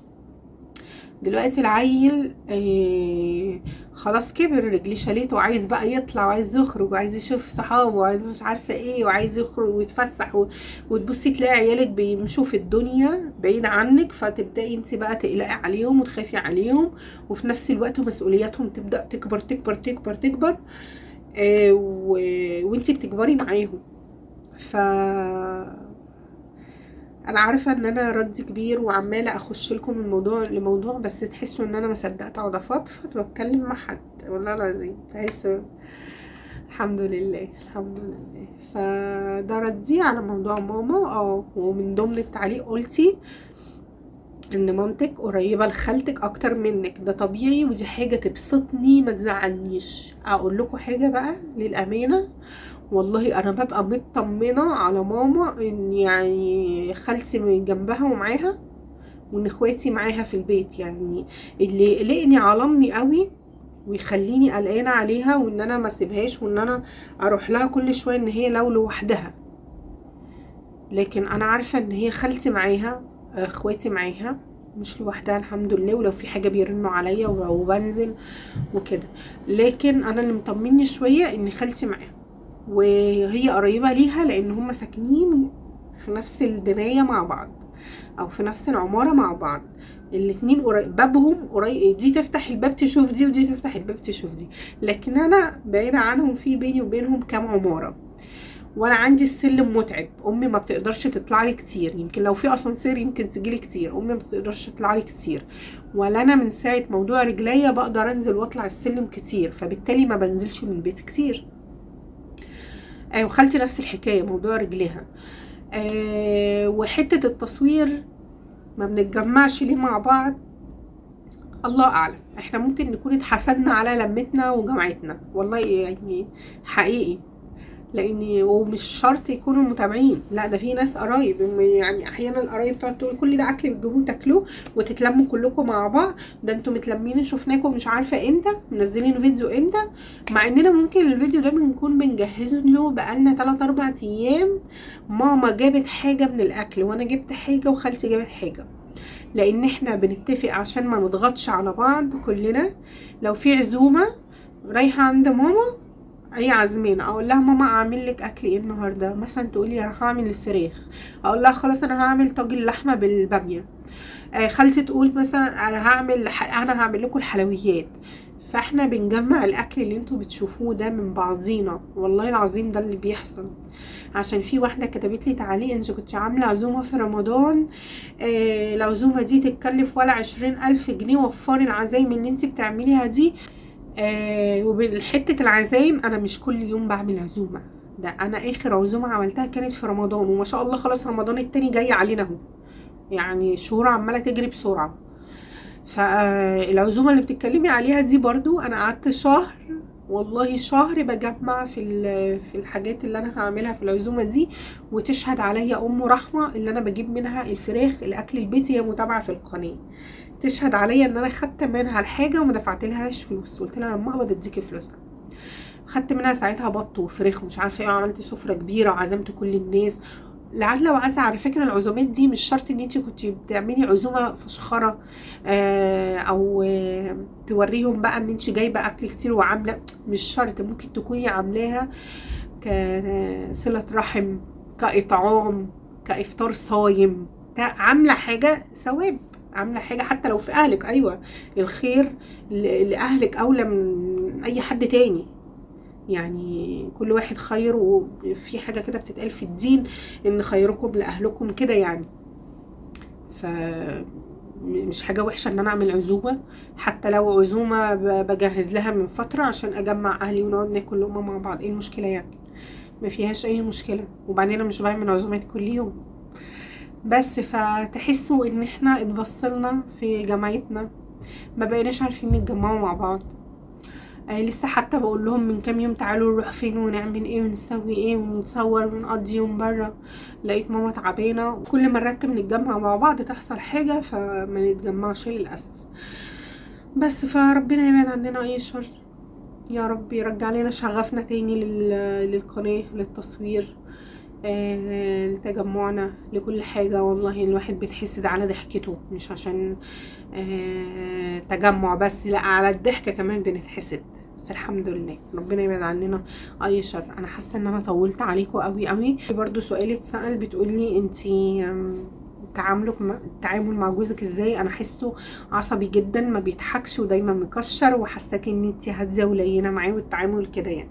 بالعكس، ده انا جوزي هادي جدا وعنده هدوء اعصاب جدا، محترم، شخص محترم جدا كده، ما تحسيش بيه يعني بيطفوا كده في البيت، يعني محترم وهادي جدا. العكس صحيح، انا اللي مجنونه وعصبيه ما بتحملش حد يعملني معامله تضايقني، وتلاقيني بتعصب بسرعه واتضايق بسرعه. وبالعكس هو اللي بيحتويني دايما، يعني طول الوقت لو عارف بقى خلاص، مع 20 بعض بقالنا سنين، فهو عارف هيبقى دلوقتي متضايقه مش عارفه ايه يحتويني. معلش ما تزعليش مش عارفه ايه، لا هو انسان هين لين كده بصراحة، محترم. الله يبارك فيه وفي عمره وفي أهله اللي ربوه، يعني التربية دي ربنا يخليه ويديله الصحة والعافية، أمين يا رب العالمين، ويخلي لنا أولادنا. برضو من ضمن السؤال، مين في ولادك شبه جوزك وشبهك؟ انا عندي يوسف شبه باباه بالظبط بالظبط، في الطبع وفي الطريقه وفي الكلام والمشيه والتقل والكله، ابوه بالظبط، والهدوء، ابوه ابوه ابوه كله كده، شارب ابوه، حتى شكله شكل باباه يوسف بالظبط باباه. عندي انس حنية العالم كله فيه، يعني هو واخد من ابوه حنية، واخد مني، واخد من اخواته، واخد من الناس كلها حنية. انس ده ماشي بيوزع كده حنية وعشرة على كل الناس. انس واخد مني كتير في حتة ان هو ايه، بيحب الناس ويتصاحب ويعرف ده ويعرف ده ويعرف ده، بس لما يكبر هيتعب قوي، لان انا كنت زي انس كده، بحب الناس والعشريه ومش عارفه ايه، ودلوقتي كبرت خدت جنب من كل العالم، بعد ما بقيت اخد على دماغي من ده ومن ده ومن ده ومن ده، حرمت اعرف الناس وعشرهم والله العظيم. جنى بقى تبقى الاصل، انا تبقى الاصل، جنى تبقى الاصل، انا جنى وهنا الاتنين تقولوا فوله واتقسمت مني في الطبع والشكل. يعني جنى عناديه جدا وطالعه زيي، انا عناديه بشكل مش طبيعي، بشكل مش طبيعي. يعني انا عندي مثلا ايه، انتي قلتيلي هبه ما تاكليش الاكله دي، عشان انتي لو كلتي الاكله دي هتتخني. انا هاكلها كل ما اشوفك، هو كده هو عندي كده. انتي ممكن توجهيني النصيحه بطريقه محترمه وما تجرحنيش، لكن هتجرحيني بطريقتك وبكلامك عندك.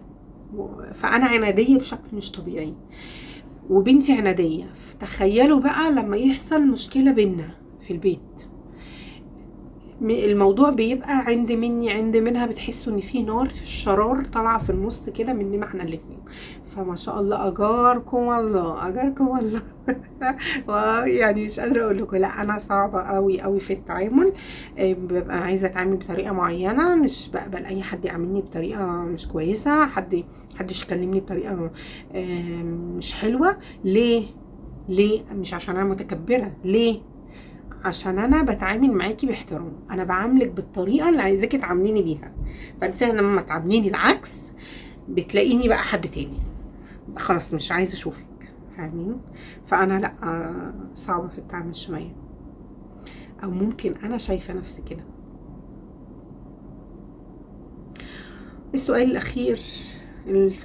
الاخير، اخر سؤال بقى عشان انا طولت قوي. بتقولي بعد استقرارك في اسكندريه، ايه الايجابيات والسلبيات اللي واجهتيها بعد فتره الاستقرار، خاصه تحمل المسؤوليه؟ تمام. ومن ضمن السؤال ده برضو في حد سألني سؤال شبه لده، بس انا مش عارفه اوصل له دلوقتي. كانت بتقولي هل ندمتي ان انت لما جيتي اسكندريه لقيتي ان الوضع مش مريح بالنسبه لك وكنت حابه ترجعي الصعيد تاني ولا لا؟ مبدئيا اسكندريه دي بلدي، عارفه يعني ايه بلدي؟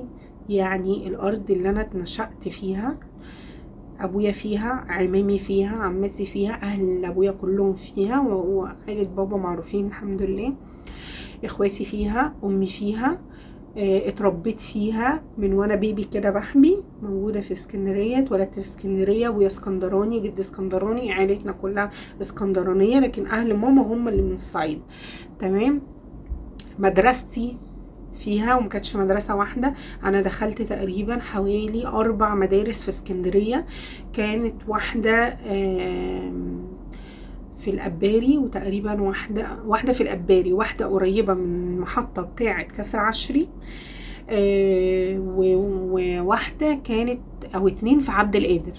فأنا دخلت اتعلمت في اسكندرية، وصحابي في اسكندرية، عشتي كلها كانت في اسكندرية. أنا عشت كام سنة فيها؟ يعني أنا اتجوزت 17 سنة و8 شهور، فقولوا عشت 18 سنة في اسكندرية من وأنا طفلة لحد ما اتجوزت. 18 سنة عشتهم في اسكندرية. بعد كده اتجوزت بقى ايه ورحت الصعيد.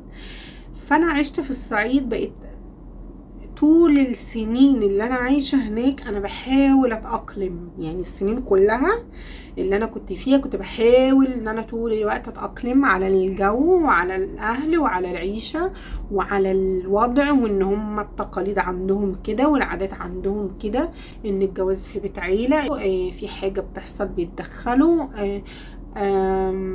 الجيران كمان بيتدخلوا، تبقي قاعده نازله كده لاقيه جيران على قاعدين قدام الباب. احنا عندنا مفيش الكلام ده. تنزلي من الباب البيت العائلي، تلاقي بقى في ناس بالليل بعد ما بيخلصوا بقى شغل بيتهم وحياتهم يقعدوا على المصطبه قدام الباب، يلاقوكي رايحه فين يا اختي؟ هتجيبي ايه؟ رايحه على الشارع؟ رايحه البلد؟ طب هتجيبي ايه؟ طب هتيجي معايا؟ دي جايه بقى بكياس، جايبه ايه؟ الكيس دي فيها ايه؟ فلا، في ناس كانت بتتدخل بطريقه مش، لدرجه ان انا مره واحده ضايقتني، يعني من كتر ما رايحه جايه، مش رايحه فين، جايه منين، جايبه ايه، الكيس ده فيه ايه، مش عارفه. رحت قلت لها اختي قولي لي هو انت جوزي؟ يعني انا جوزي ما سالنيش انت رايحه فين، انت قاعده في الطلعه وفي النازله تقولي انت رايحه فين، انت جايه منين، هو انت جوزي، هو في ايه؟ فاهمه؟ فاهمين؟ فقعدت بقى طول الوقت اتاقلم. يعني حتى هناك في الصيف لما قلتوا لي ما انت كنت عايشه في الصعيد، يعني مش عارفه جوها حر ولا مش، ما انا عارفه. بس لما كنت عايشه في الصعيد، لو فاكرين الفيديوهات اللي كنت بصورها لكم هناك، انا فصل الصيف خصوصا 7 و8 انا كنتش بنزل خالص، ومستحيل انزل بالنهار غير لما يكون في حاجه كبيره تنزلني. لكن ما كنتش بنزل من البيت خالص. كنت اتصل بالتليفون، عايزه طماطم، عايزه بصل، عايزه مش عارفه ايه، واجيب خضاري وحاجتي ديليفري. ما كنتش بنزل. يا اما لو ما فيش ديليفري واستدعى الامر بقى ان انا انزل، كنت استنى اخر النهار وانزل اروح اجيب خضاري من حته بعيده، ولا اني انزل بالنهار اجيب خضار من جنب بيتي. شوف درجة ايه. فانا كنت طول الوقت في الصعيد بتأقلم على حياتي هناك. فانا لسه زي ما قلت لكم من البداية ان انا شخصية متأقلمة، بحاول ان انا اتعايش على الوضع اللي انا فيه، وده حاجة ما بتضايقنيش. يعني المهم ايه، خلاص هو ده الوضع الحالي، يبقى لازم أأقلم نفسي عليه. فانا شخصية بحب ان انا اقلم نفسي عن مكان، لا بنفر ولا بتضايق ولا بقعد اطلع العيوب ولا بكره، لا ما فيش الكلام ده. بتعايش وربنا بيجيب بقى ايه الخير من عنده، هو بيفرجها عليا ووسع عليا بعد كده وجابني اسكندريه وانا ما كنتش عارفه ان انا هاجي. فسبحان الله، شوف ترتيبات ربنا. فرجعت بعد كده بلدي، وده كان باختيار جوزي. لما جينا قعدنا في الصيف هنا 4 شهور، وشاف وضع اسكندرية، وشاف البلد قد ايه هنا كويسة، الناس كويسة، وارتاح نفسيا. لقيته هو من نفسه بيقول لي لا انا ارتحت في اسكندرية هنا، ومع نفسه ولوحده، وفجأة ومن غير مبررات ومن غير اي حاجة لقيته بيقول لي جهزي الورق عشان ننقل، جهزي ورق المدارس يعني مع عيال عشان انقلهم اسكندرية. انت بتتكلم جد؟ قال لي اه. وقد كان، وجينا نقلنا هنا.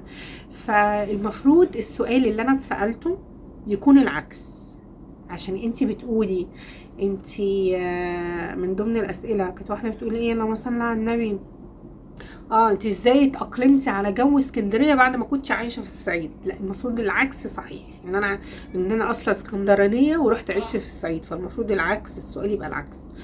بس ورجعت بلدي تاني ومتأقلمة فيها وبحبها قوي، واتمنى من قلبي، اتمنى من قلبي، اتمنى من قلبي يا رب يا رب لو مت او حصل لي حاجة، وصيتي ليكوا ولأهلي عشان يوم ما اموت انا عايزه متابعيني كلهم يقولوا لاهلي الكلام ده. هبه قالت وصيه عندها في فيديو في القناه: بالله عليكم بالله عليكم لو مت ادفنوني في اسكندريه، محدش يوديني اي حته، لا عايزه اروح الصعيد ولا عايزه اروح اي مكان، انا عايزه افضل في اسكندريه. احنا ملناش مقابر في اسكندريه، بس اهل بابايا انا ليهم مقابر اللي مدفون فيها جدتي وكده، لكن بابايا اتدفن في حتة تانية. فاحنا ملناش مقابر، فبالتالي انا لو ودتوني مكان حتى لو صدقة انا موافقة، ودوني في اي حتة بس تبقى في اسكندرية، ما تودونيش اي حتة تاني لو سمحتوا. ان شاء الله لو هتطلعوا فيديو تقولوا للمتابعين لو حد من الاسكندرية عنده مقابر تاخدوا هبة عندكم اعملوا كده، لكن محدش يوديني في حتة تاني، دي امانة بأمنها لكم. بس عشان ما اقعدش اعيط بقى. خلاص كده الفيديو خلص، يا رب يكون عجبكم واشوفكم بقى بكره على خير. باي.